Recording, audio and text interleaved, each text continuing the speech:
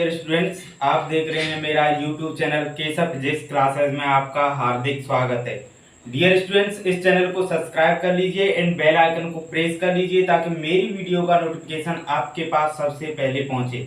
Dear students, मैं इस channel पर आपके लिए लेकर आया था इंटरमीडिएट का एनसीईआरटी कोर्स, जिसका फर्स्ट चैप्टर एनसीईआरटी कोर्स के अकॉर्डिंग समाप्त हो चुका है, लेकिन इसके कुछ एक्स्ट्रा टॉपिक्स बचे हैं जिन्हें मैं आपको कराने जा रहा हूं और एक एक्स्ट्रा टॉपिक मैंने आपको करा दिया है। इसकी अगला टॉपिक है कि समरूपित आवेशित कुचालक गोले के कारण वैद्युत क्षेत्र की तीव्रता। हमें एक समरूप आवेशित कुचालक गोला दिया गया है जिसके अंदर बाहर और सतह पर हमें वैद्युत क्षेत्र की तीव्रता की गणना करनी है। डियर स्टूडेंट्स, हमें ढककर ये बैठना नहीं चाहिए। हमें अपने हौसलों पर कामयाबी पाने के लिए हमें हौसलों को बढ़ाना चाहिए।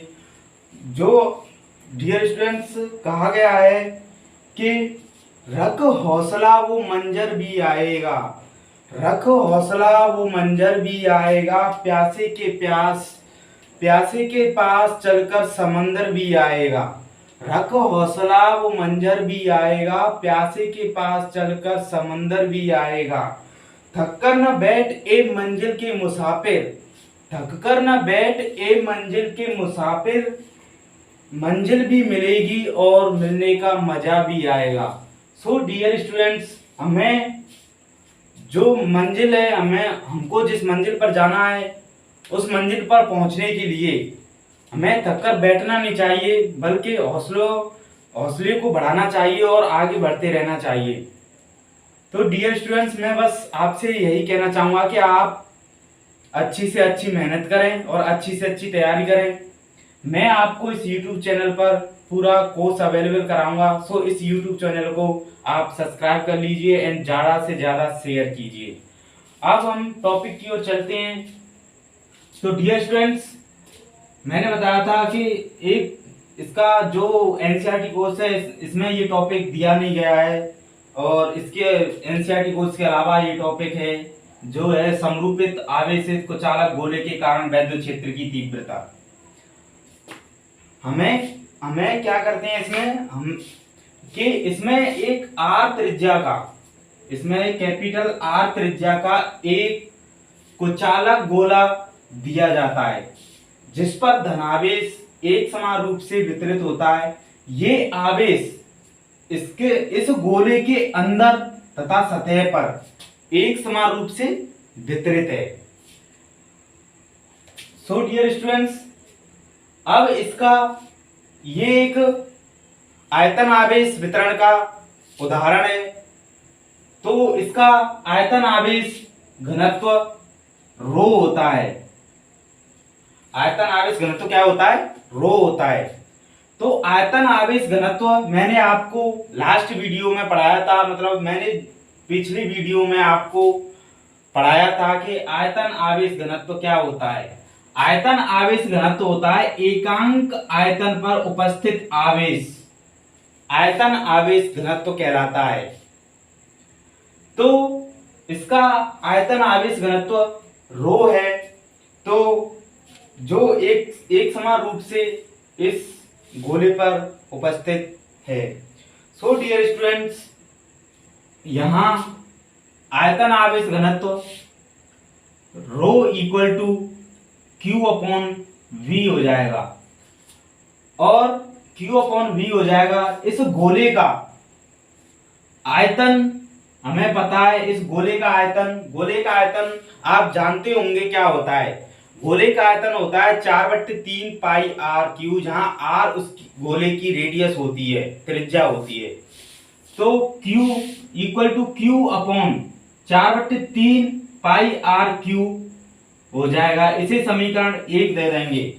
और डियर स्टूडेंट्स, इसका जो टोटल चार्ज है वो कैपिटल Q है। इसका जो टोटल आवेश है, इसका कुल आवेश है वो कैपिटल Q है जो दिया गया है। अब क्या करते हैं कि इस गोले के कारण, मतलब इस गोले पर इस गोले के केंद्र से बाहर सतह पर तथा इसके अंदर स्थित विद्युत क्षेत्र की तीव्रता की गणना करते हैं। हमें पता है कि धनावेश इस पर एक समान रूप से वितरित है, तो एक समान रूप से धनावेश वितरित होने के कारण इस पर इसकी जो वैद्युत क्षेत्र रेखाएं होंगी वो इस बाहर की तरफ होंगी, अर्थात इस गोले के पृष्ठ से लंबवत होंगी। इस गोले के पृष्ठ के लंबवत वैद्युत क्षेत्र रेखाएं होंगी। तो हम क्या करते हैं कि हमें यदि बिंदु कुचालक गोले के बाहर स्थित है, यदि बिंदु कुचालक गोले के बाहर स्थित हो, अर्थात स्मॉल आर यानी कोई बिंदु P दिया गया है जो R जो इस गोले से बाहर है, जो R दूरी पर है।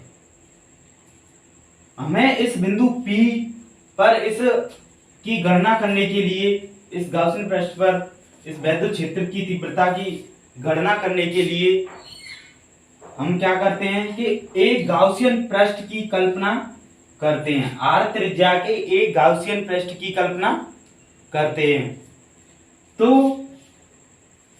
अब क्या होता है यहाँ कि जो मतलब ds वेक्टर क्षेत्रफल सदिश है वो इस गोले की पृष्ठ की अभिलंबवत है और वैद्युत क्षेत्र की तीव्रता मतलब वैद्युत क्षेत्र की तीव्रता की दिशा डायरेक्शन, वैद्युत क्षेत्र की डायरेक्शन भी या वैद्युत बल रेखाओं या वैद्युत क्षेत्र रेखाओं की डायरेक्शन भी बाहर की तरफ ही है या ds वेक्टर के अकॉर्डिंग है, उसी की तरफ है। सो डियर स्टूडेंट्स, यहाँ पर हम अब इस गाउसियन पृष्ठ से निकलने वाला कुल वैद्युत फ्लक्स की गणना करते हैं। गाउसियन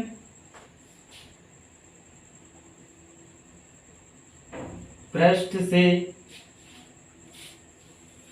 निकलने वाला कुल वैद्युत फ्लक्स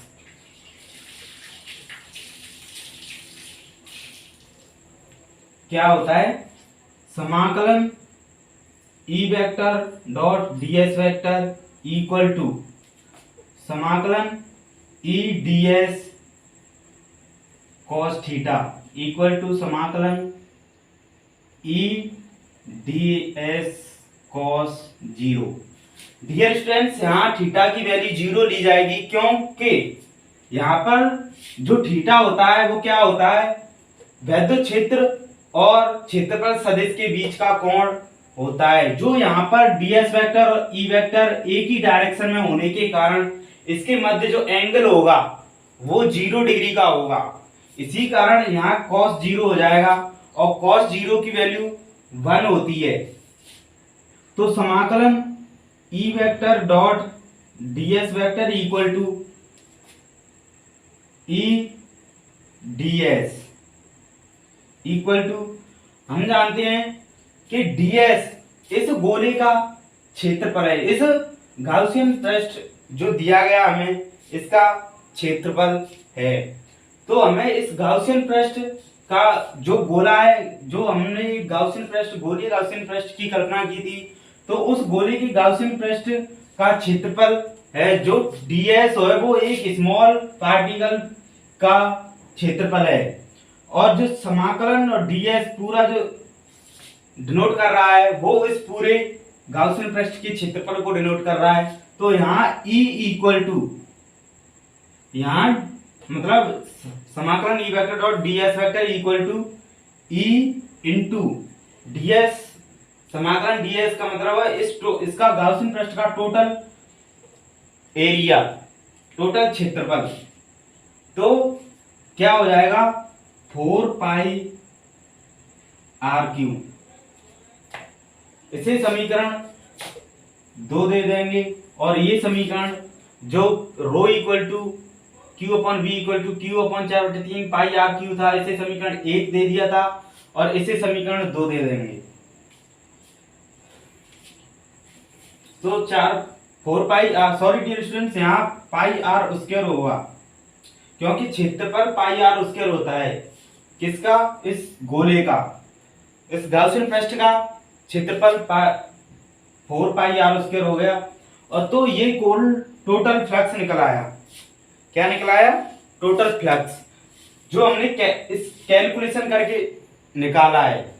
अब क्या करते हैं कि हमें पता है कि एक और तरीके से हम गाउसियन पृष्ठ की मतलब गाउसियन पृष्ठ मतलब इसका वैद्युत गाउसियन पृष्ठ का वैद्युत फ्लक्स निकाल सकते हैं। वो होता है गॉस की प्रमेय से। तो गॉस की प्रमेय से गॉस या गाउस की प्रमेय से टोटल फ्लक्स क्या हो जाएगा? समाकलन E vector dot ds vector equal to sigma q upon epsilon naught होता है। यहां डियर स्टूडेंट्स टोटल आवेश, इसका कुल आवेश बताया था, क्या था? Q। तो Q अपॉन एप्सिलॉन नॉट, समीकरण 3 दे देंगे इसे। अब क्या करते हैं?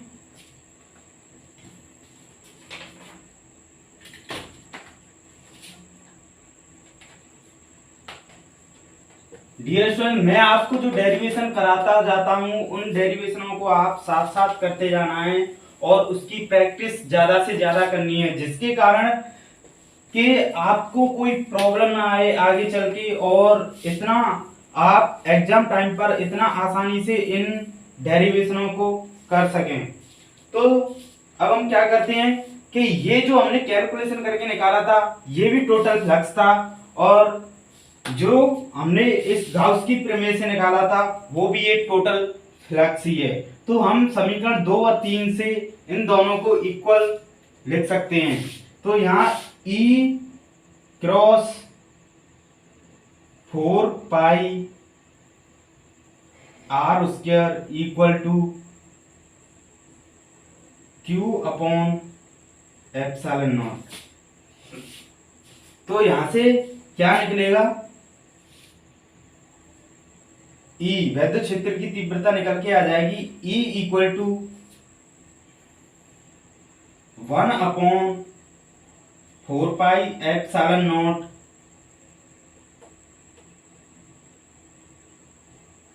Q upon r²। Q upon r², ये यहां से वैद्युत क्षेत्र की तीव्रता निकल के आ जाएगी। इसे समीकरण 4 दे दीजिए। अब मैंने आपको बताया था कि वैद्युत क्षेत्र एक सदिश राशि है, तो इसका सदिश रूप लिखेंगे हम।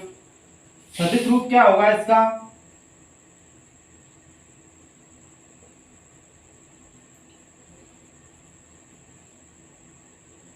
E equal to 1 upon 4π epsilon not Q upon r²। यहाँ r कैप आ जाएगा ओनली। इसकी डायरेक्शन को बताने के लिए यहाँ r कैप आ जाएगा, जो एक सदिश रूप है इस वैद्युत क्षेत्र की तीव्रता का। समीकरण हम इसको समीकरण 4 दे दिया था। अब समीकरण 1 क्या दिया था? ये। और समीकरण 1 व 4 से हम क्या करेंगे कि यहां से Q की value Q equal to rho into 4/3 pi r Q।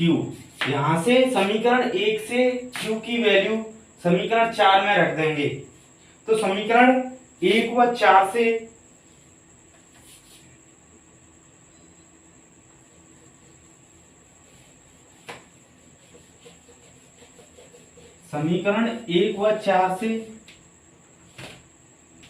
क्या करेंगे? E equal to 1 upon 4π epsilon not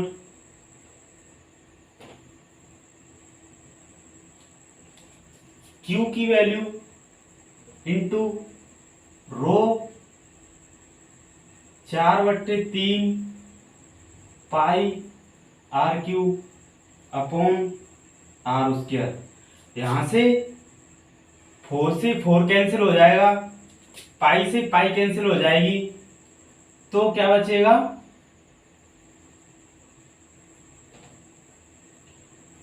E equal to rho upon epsilon 3 epsilon naught. Dear students, 4/3 ये है, तो रो अपॉन जो 3 और epsilon naught, rho upon epsilon 3 epsilon naught r cube upon r square, r cube upon r square. ये विद्युत क्षेत्र की तीव्रता, जो समीकरण, इसे समीकरण 5 दे देंगे। सो डियर स्टूडेंट्स, आप देख रहे हैं कि कितनी इजी तरीके से मैं आपको इस डेरिवेशन को करा रहा हूं, और ये डेरिवेशन आपको अच्छी तरीके से समझ में आ रहा होगा, ऐसा मैं सोचता हूं। तो डियर स्टूडेंट्स, यहां से ये विद्युत क्षेत्र की तीव्रता निकल आई, दो विद्युत क्षेत्र की तीव्रता प्राप्त हुई, एक ये जो इक्वेशन नंबर 4 थी, और ये इक्वेशन नंबर 5। अब हम क्या करते हैं, इसका सदिश रूप लिखेंगे, तो यहाँ आर कैप आ जाएगा, तो सदिश रूप भी लिख लीजिए, ई वेक्टर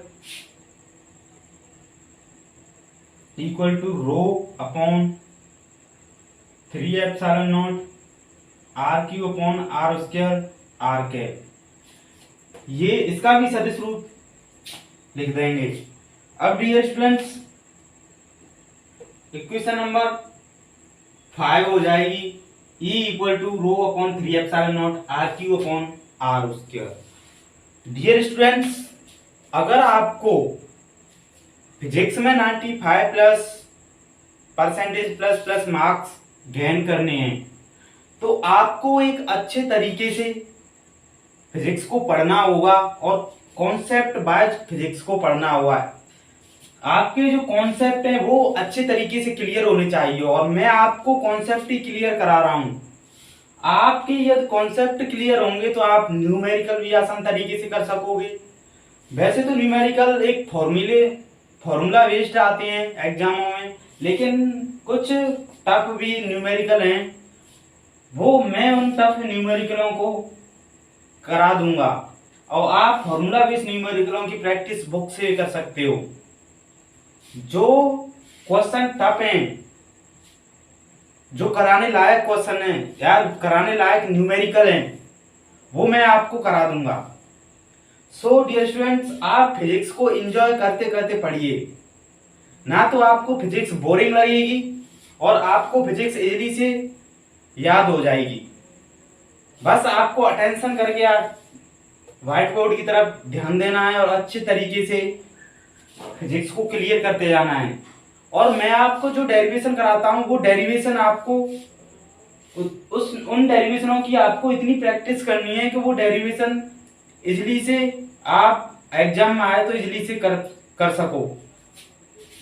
तो डियर स्टूडेंट्स, हम इक्वेशन 4 और 5 इक्वेशन दे देते हैं। अब इसके बाद क्या आता है, आपका जो बाहर था पॉइंट, मतलब इस गोले से जो बाहर पॉइंट था उस पर विद्युत क्षेत्र की तीव्रता की गणना कर ली है। अब हम निकालते हैं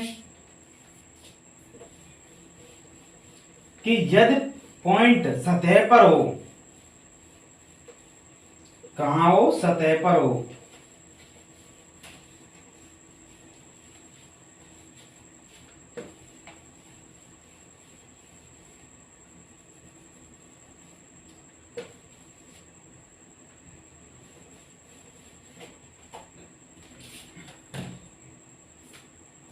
डियर स्टूडेंट्स, अब सेकंड आता है, यदि बिंदु कुचालक गोले की सतह पर हो, की सतह पर स्थित हो, यानी R equal to capital R। यदि मान के चलो यदि बिंदु पॉइंट जो P दिया है, बिंदु P है, यदि ये बिंदु इस सतह पर है, गोले की सतह पर है, तो जो स्मॉल r है, जो हमें जो बिंदु की दूरी है उस केंद्र से, वो इस मतलब जो दिया था गोले की त्रिज्या के बराबर हो जाएगी। जो बिंदु की दूरी दी गई थी, यदि किसी सतह पर वो बिंदु आ जाता है तो उसकी दूरी जो है वो त्रिज्या के बराबर हो जाएगी। तो हम क्या करते हैं कि समीकरण 4 व 5 4th एंड 5th में R equal to capital R रख देंगे बस, और कुछ नहीं करना है। मैंने इक्वेशन नंबर 4 दी थी, ये थी, और इक्वेशन नंबर 5 थी। इन दोनों जगहों पर हमें क्या करना है कि small r equal to capital R रख देना है। तो पहले हम समीकरण 4 में कैपिटल R रखेंगे, तो यहां हो जाएगा ये capital R square equal to 1/4πε0 Q/R² हो जाएगा। इसका सदिश रूप लिखेंगे तो यहाँ ओनली r कैप आ जाएगा, वो मैंने आपको बता दिया था। अब क्या करते हैं कि समीकरण 5 में भी small r equal to capital R रखेंगे, तो E equal to sigma upon rho upon 3ε0 R³ R²। यहाँ कैपिटल R रख दो, तो E equal to rho upon 3ε0 R² से R² ये कैंसिल हो जाएगा, एक R बचेगी। तो डियर स्टूडेंट्स, ये यदि बिंदु कुचालक गोले की सतह पर स्थित हो तब विद्युत क्षेत्र की तीव्रता हमको ये प्राप्त होंगी।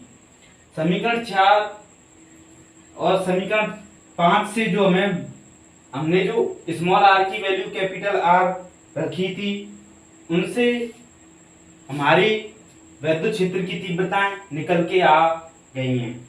अब डियर स्टूडेंट्स, इसका तीसरा पॉइंट क्या है, यदि बिंदु कुचालक गोले के अंदर स्थित हो, यदि बिंदु कहाँ स्थित हो, कुचालक गोले के अंदर स्थित हो, तब विद्युत क्षेत्र की तीव्रता क्या होंगी।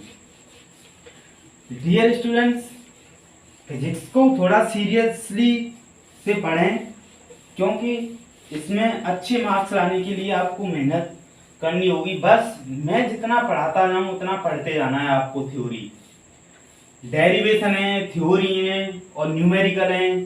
जो सिंपल न्यूमेरिकल होते हैं वो आप बुक्स में से कर सकते हैं, जो टफ न्यूमेरिकल है वो मैं आपको करा दूंगा इस पर। अब आता है तीसरा पॉइंट। तीसरा पॉइंट क्या है, यदि बिंदु कुचालक गोले के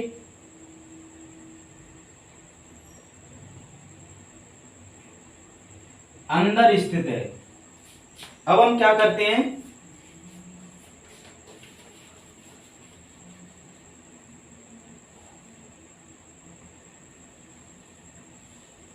कोई बिंदु लेते हैं जो कुचालक गोले के अंदर स्थित हो।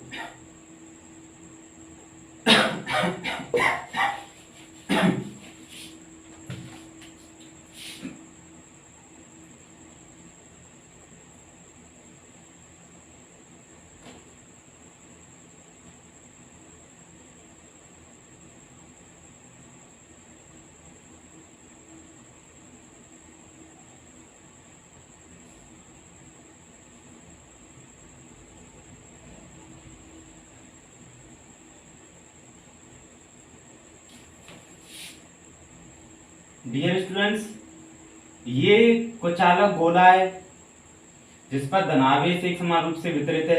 अब हमें क्या करना है कि जो बिंदु लेना है वो इस गोले के अंदर लेना है, और हम इस गोले के अंदर एक गाउसियन पृष्ठ की कल्पना करते हैं, जो स्मॉल r त्रिज्या का गाउसियन पृष्ठ होता है।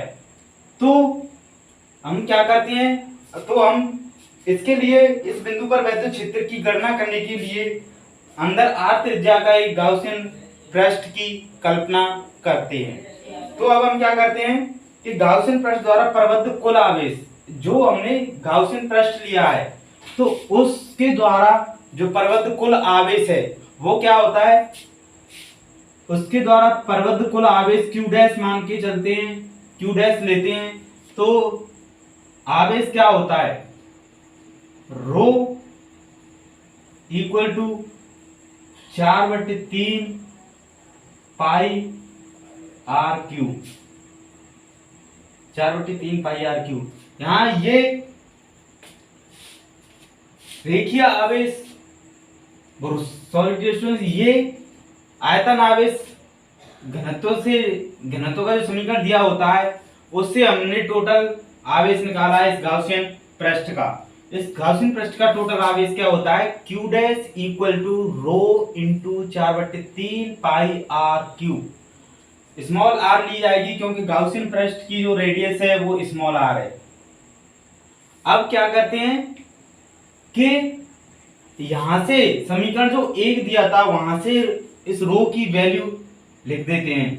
तो q dash equal to rho की वैल्यू लिख देंगे q upon 4/3 pi r cube into 4/3 pi r cube. 4/3 से 4/3 कैंसिल, पाई से पाई कैंसिल, तो यहां बचेगा q इंटू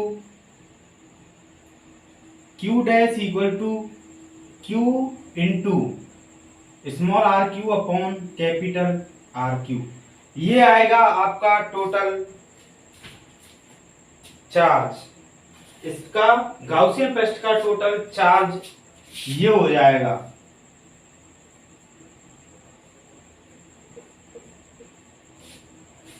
सो डियर स्टूडेंट्स, अब हम टोटल चार्ज निकाल लिया। अब हम इस गाउसियन पृष्ठ का टोटल फ्लक्स निकालेंगे, कुल वैद्युत फ्लक्स निकालेंगे। तो इसका कुल वैद्युत फ्लक्स क्या होता है, समाकलन ई वेक्टर गाउस के नियम से निकालेंगे। इसका जो हमने उसका निकाला था वो तो हम निकाल चुके थे, पहले इक्वेशन नंबर सेकंड दी थी।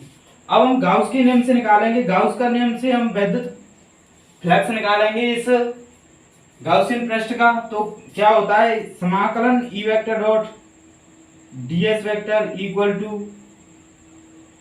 q dash upon epsilon naught. यहां q डैश की वैल्यू आपको पता ही है क्या है, q into small r capital R q upon epsilon naught. यहां से ये q डैश की वैल्यू आ गई। इसे समीकरण 6 दे देंगे। अब हम क्या करते हैं कि आपको ये निकला ही। अब हम समीकरण जो 2 था वो क्या था, समीकरण 2 था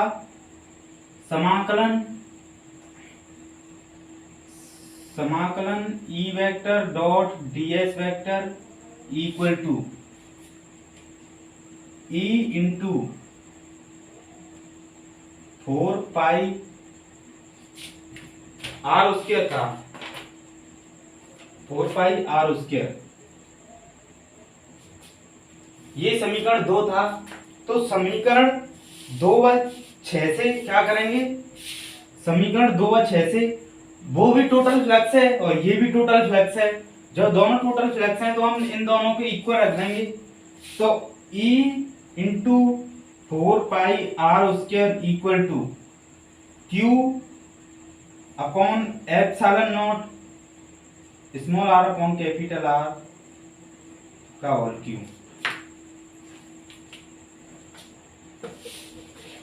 डियर स्टूडेंट्स, डेरिवेशन को साथ साथ समझते जाना है और बाद में इसकी प्रैक्टिस करनी है अच्छे तरीके से।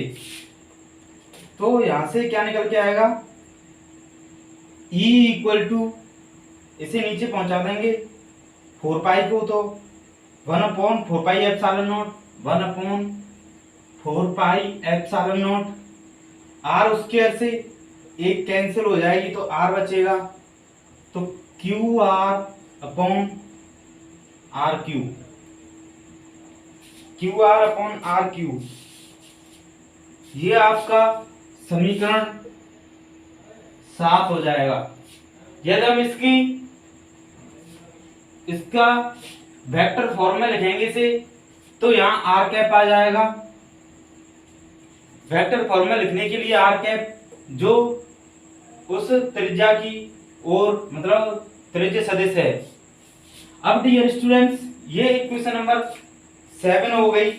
अब क्या करते हैं कि यहाँ रो इक्वल टू, मैंने आपको बताया था क्यू अपॉन 4πε0 है, तो क्यू की वैल्यू यहां से रो इंटू 4/3 पाई आर क्यू थी। अब क्यू की वैल्यू हम इसमें रख देंगे, तो E equal to 1/4πε0 into Q की वैल्यू रख देंगे रो इंटू 4/3 पाई आर क्यू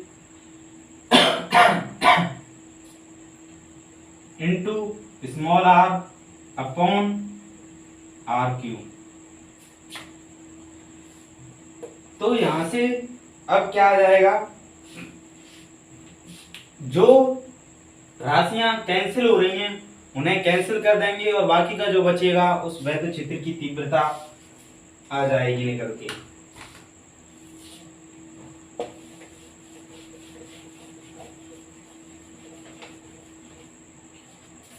दिल तू ही बता क्यों था छुपा।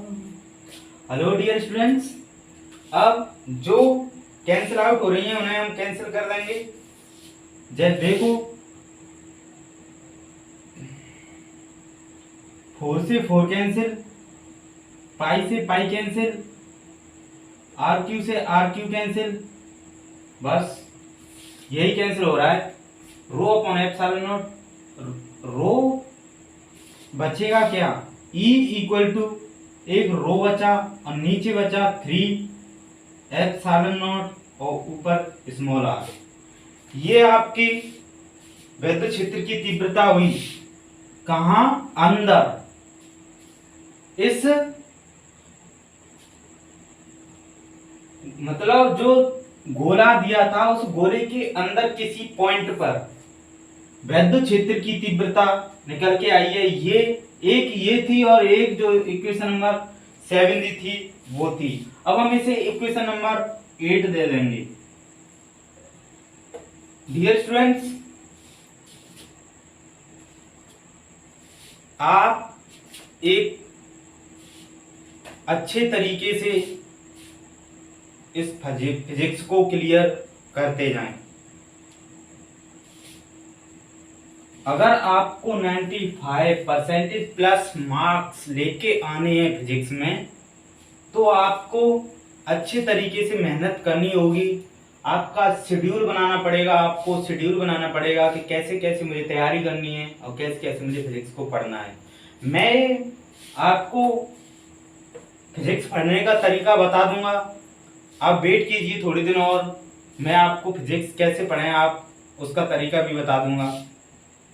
कैसे स्टडी करें, कोई भी फिजिक्स हो, केमिस्ट्री हो, मैथ हो, आपको स्टडी करनी है, कैसे उसकी प्रैक्टिस करनी है, क्या करना है आपको, कैसे टाइम का मैनेजमेंट करना है या टाइम कैसे करना है, तो उसका सब कुछ मैं बता दूंगा। एक वीडियो अलग से बनाऊंगा, उसमें सब कुछ डिटेल में बता दूंगा मैं आपको। तो आप मेहनत कीजिए, बस आप अपनी मेहनत पर भरोसा रखिए। आप जितनी मेहनत करोगे उतने मार्क्स लेके आओगे। सो डियर स्टूडेंट्स, यहाँ ये हो गया। अब इसकी यदि आपको वेक्टर फॉर्म लिखनी है, तो यहाँ बस आर कैप लिखना होगा आपको। E vector equal to rho upon 3 epsilon naught r cap, ये आपका वेक्टर फॉर्म हो गया। सो डियर स्टूडेंट्स, ये वेक्टर फॉर्म हो गया। अब आता है यदि बिंदु को केंद्र पर ले लें तो वैद्युत क्षेत्र क्या होगा। आप जल्दी से जल्दी कमेंट में लिख दीजिए कि यदि हम बिंदु को केंद्र पर ले लें तो विद्युत क्षेत्र की तीव्रता क्या होगी। डियर स्टूडेंट्स, यदि बिंदु केंद्र पर आ जाएगा तो R की वैल्यू 0 हो जाएगी, जिसके कारण विद्युत क्षेत्र E भी 0 हो जाएगा।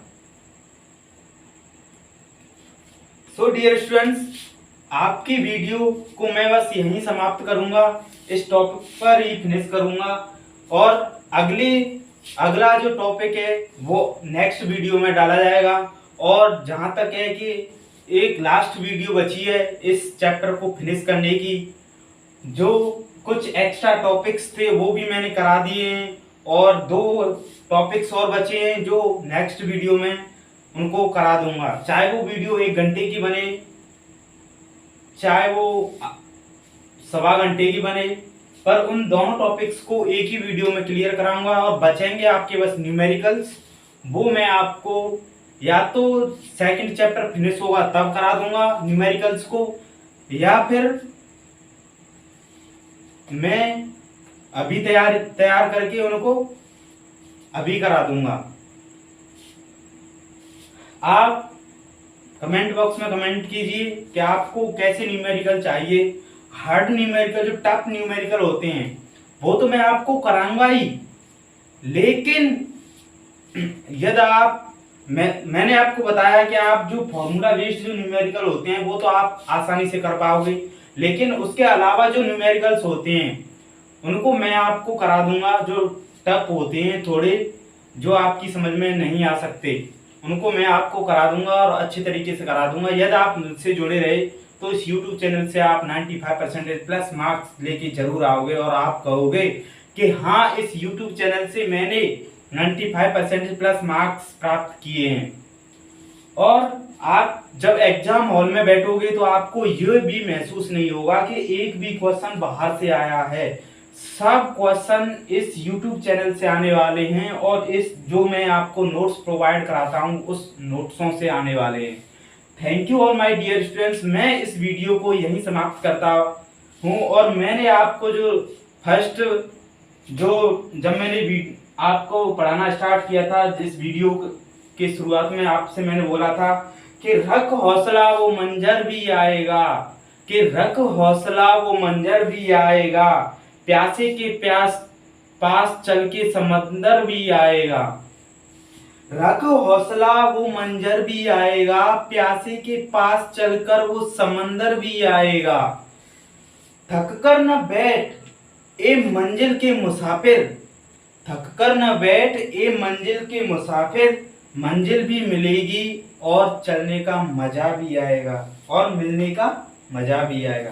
Thank you all my dear students. इस वीडियो को आज यही समाप्त करता हुआ नेक्स्ट वीडियो के लिए अगले टॉपिक्स आपके 2 बच्चे सब्सक्राइब कीजिए हमारे चैनल को और बेल आइकन को दबाइए हमारी लेटेस्ट वीडियो सबसे पहले देखने के लिए।